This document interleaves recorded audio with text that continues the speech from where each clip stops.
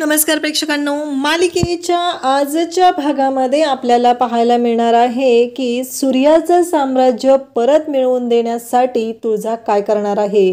पार्टीमध्ये डॅडी सूर्याला तुच्छतेची वागणूक देणार याचा अंदाज तर आपल्याला आधीच आलेला होता, कारण डॅडीचा तो प्लॅनच होता सूर्याला लायकी दाखवायची आणि त्यासाठीच तर या डॅडीने पार्टी ठेवलेली असते। आणि या पार्टीमध्ये डॅडी ज्या पद्धतीने सूर्याशी वागत आहे तेव्हा तुळजा मात्र डॅडींची लायकी काढणार आहे हे आपल्याला या व्हिडिओमध्ये पाहायला मिळणार आहे। त्यासाठी हा व्हिडिओ शेवटपर्यंत पहा। तर तात्या मामा म्हणजे तात्या जात असतात तेव्हा तुळजा त्यांना सांगते की तात्या मामा संध्याकाळी घरी पार्टी आहे बरं का, पण प्लीज असं नका करू संध्याकाळी। तेव्हा तात्या म्हणतात नाही ग तुळजा, नाही सुनबाई असं म्हणत तात्या बोलत असतात आणि तुळजाला म्हणतात की काळजी नको करूस, मी आहे ना, मी काळजी घेईल स्वतःची। हे सगळं बोलणं चालू असतं आणि तेव्हा मात्र इकडे आपल्याला पाहायला मिळतं की पोरी मात्र खूपच वैतागलेल्या असतात। आता संध्याकाळी पार्टी आहे, कोणते कपडे घालायचे हा प्रश्न पडलेला असतो, कारण हा जो डॅडी आहे तो म्हणत असतो की तुझ्या त्या भिकारड्या लोकांना माझ्या पार्टीमध्ये थांबू देऊ नकोस असं बोललेला असतो।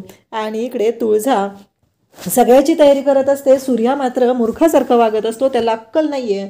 जावई आहे तर जावयासारखं राहावं ना जरा, कारण तो त्या घरातली माणसं, तो शत्रू, तो छत्री काका काही तो सूर्याला सांगत असतात आणि सूर्या मात्र त्यांचा ऐकून कामं करत असतो। सूर्याला अपमानित करत असतात, त्याला चुकीची वागणूक देत असतात। परंतु आता इकडे सूर्या ज्या पद्धतीने बोलत असतो तेव्हा तुळजा म्हणते चल, जशी झाडांना गरज असते ना तशी तुझ्या दाढीला पण गरज आहे, दाढी करायची आहे असं म्हणत सगळ्या घरात सूर्या आणि तुळजा एकमेकांच्या मागं पळत असतात।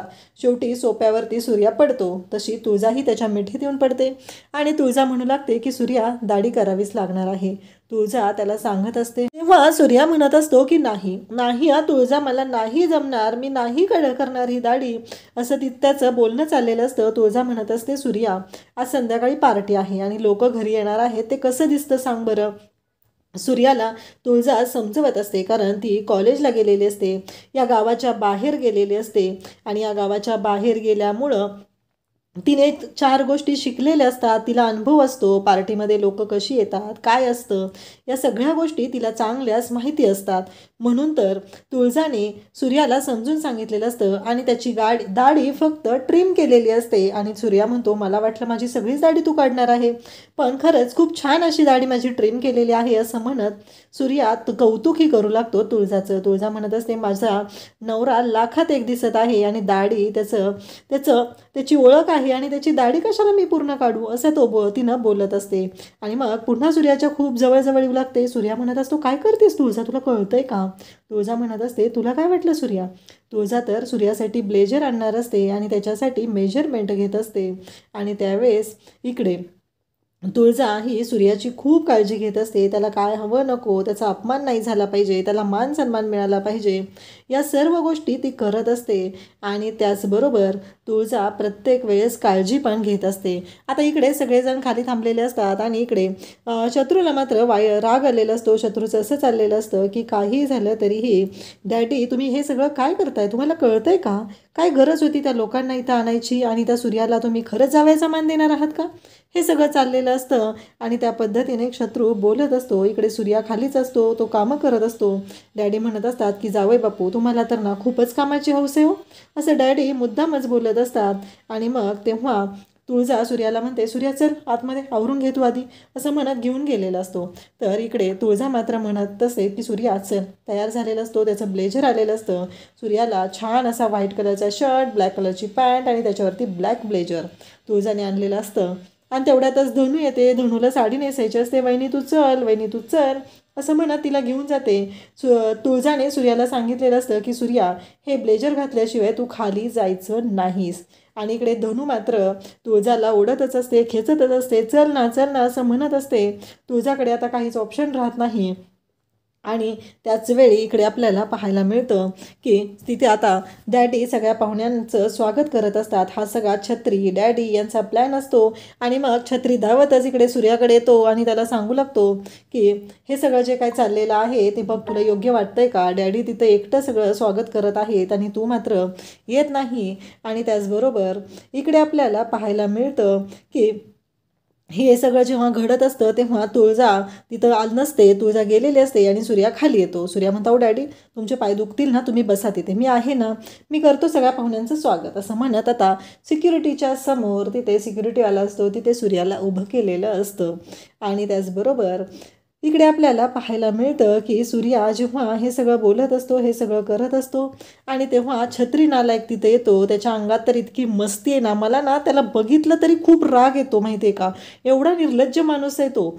आणि त्यानंतर तो छत्री तिथे येतो आणि छत्री म्हणू लागतो की सूर्या, हे काय योग्य आहे का, सांग बरं, तू असा बसलेला आहे, नुसता इथं उभा राहिलेला आहे आणि येण्या जाणाऱ्या पाहुण्यांना वेलकम ड्रिंक वगैरे काही द्यायची पद्धत आहे का नाही, आणि तू वेलकम ड्रिंक त्यांना देत नाही, काय विचारत नाही, काही नाही, आणि हे कसं वाटतं सांग बरं. आणि मग आता काही पाहुणे आलेले असतात आणि ते सूर्याला विचारतात की हे कोणतं ड्रिंक आहे. सूर्याला बिचारायला काय माहिती, त्याच्या हातात ट्रे आणून दिलेला असतो आणि त्याला काहीच माहिती नसतं कोणतं वेलकम ड्रिंक आहे, काय आहे त्याच्यामध्ये, त्याच्याबद्दल काही माहिती नसतं. आणि तो मात्र म्हणत असतो की नाही माहिती मला. तेव्हा ते पितात आणि तिथंच थुंकतात आणि म्हणतात, कसला वेटर ठेवला आहे, काय आहे हे नक्की, कारण काही झालं तरीही त्याला माहीत नाही आहे मला ॲपल ज्यूस हवा आहे, हा पायनॅपल ज्यूस आहे असं म्हणत तो माणूस थुंकतो. त्या मूर्ख माणसाला एवढंही माहिती नाही आहे की ॲपल ज्यूसचा कलर काय असतो आणि पायनॅपल ज्यूसचा कलर काय असतो, ॲपल ज्यूसचा कलर कसा असतो आणि तो पायनॅपल ज्यूस आहे हेही त्याच्या लक्षात येत नाही. आणि तो मूर्खासारखं तिथं बोलत राहतो. तेवढ्यात डॅडी तिथं येतात आणि तो म्हणतो, कसला वेटर ठेवला आहे. सूर्या म्हणतो, वेटर म्हणजे वेटरशी असं बोलायची की मग तुमच्याकडे पद्धत आहे का. तेव्हा त्यांच्याकडे बरोबर आलेला दुसरा जो माणूस असतो तो सूर्याच्या अंगावरती धावून जातो आणि म्हणतो की तुला कळत नाही आहे का. तेवढ्यात डॅडी तिथे येतात आणि सारवासारव करायला डॅडी तिथं आलेले असतात आणि डॅडी म्हणत असतात की अहो आमचं जावई असं काय करताय तुम्ही.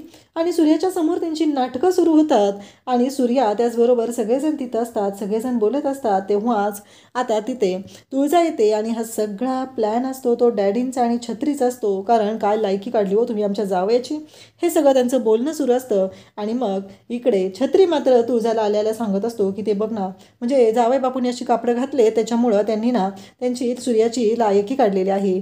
आणि मग ते माफी मागतात, पण त्या माफी मागण्याला अर्थ नाही ना. आधी वेटर म्हणून हिनवलं, सूर्याला वाटेल ते बोलले आणि नंतर माफी मागण्याचं नाटक. इकडे शत्रूला मात्र खूपच छान वाटत असतं. त्याला वाटत असतं की डॅडींनी म्हणल्याप्रमाणे गोष्टी केलेल्या आहेत, मला डॅडींनी म्हणून दाखवलं तर अगदी तसं केलेलं आहे. इकडे छत्री डॅडी सगळे खुश झालेले असतात. तुळजा सूर्याला सांगते की सूर्या आज जातो असं म्हणत तिने सूर्याला आत पाठवलेलं असतं. डॅडी म्हणत असतात, बघ आता तुझा नवरा जर अशीच कपडे घालून आला असेल तर काय करणार आहे इथं. आणि बघ तू. तेव्हा तुळजा म्हणते की एक गोष्ट लक्षात ठेवा डॅडी, हे जे साम्राज्य आहे ते त्यांचं आहे, त्यांच्या जीवावर तुम्ही उदार झालेला आहात. इथं सगळं त्यांच्या जीवावरती तुम्ही इथं उड्या मारत आहात आणि तुम्हाला वाटतं, एवढं लक्षात ठेवा, त्याचं साम्राज्य त्याला मिळवून दिल्याशिवाय ही तुळजा शांत राहणार नाही असं ती बोलत असते. तुळजा आता वरती आलेली असते, सूर्याला म्हणत असते, सूर्या तुझा मूड ऑफ करून घेऊ नकोस, काही झालं तरी सूर्या एक गोष्ट लक्षात ठेव. सूर्या म्हणत असतो की काय ही खालच्या दर्जाची माणसं आहेत, मला असं वाटतं, कसली श्रीमंत माणसं आणि कसली मोठी माणसं, अगं गरिबाला पण किंमत असते, पण या लोकांना ते कळतच नाही आहे असं सूर्या बोलत असतो. तेव्हा तुळजा त्याची समजूत घालत असते, त्याला सांगत असते, शांत हो सूर्या, काळजी करू नकोस, तुझा मूड घालवू नकोस, प्रत्येक कपड्याची एक किंमत असते आणि त्या लोकांनी तेच केलेलं होतं, तू काळजी करू नको असं म्हणत सूर्याची ती समजूत घालत असते.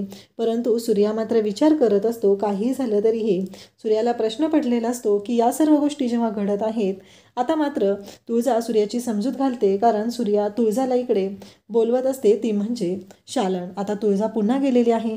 नक्की आता अजून काय गोंधळ होणार आहे, आणखी सूर्याला काय अपमानित वागणूक मिळणार आहे ते आपल्याला पुढे पाहायला मिळणार आहे. त्यासाठी चॅनलला सबस्क्राईब करा. थँक्यू.